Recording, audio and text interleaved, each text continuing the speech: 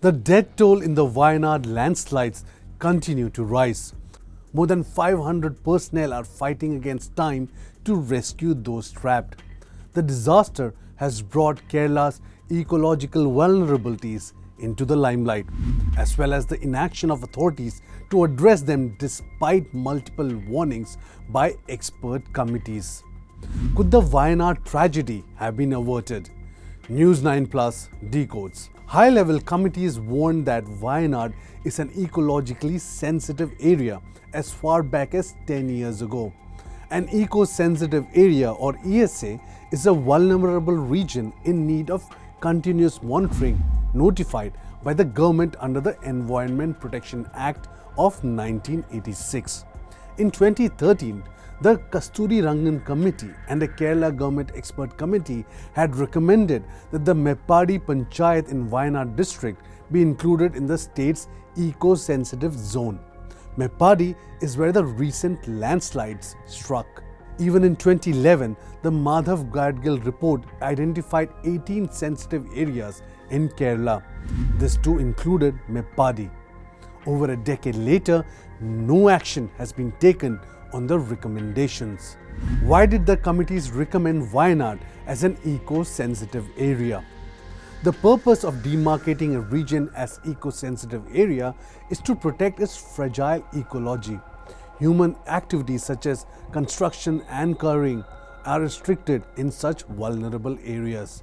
The Kasturi Committee listed 13 villages in the Wayanad district in its recommendations. In fact, most of North Kerala is vulnerable to landslides. Hilly areas, steep slopes, loose soil destabilized by human activities add heavy rains to the mix, and the landslide risk shoots up.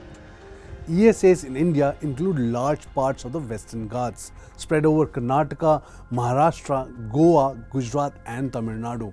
The Doon Valley in Uttarakhand, Dahanu, Matharan, Mahabaleshwar, Panchgani in Maharashtra and the Aravalis in Haryana are other notable eco-sensitive areas.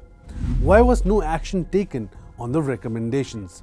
Well, there was a lot of protest in Kerala over the recommendations and their proposed restrictions.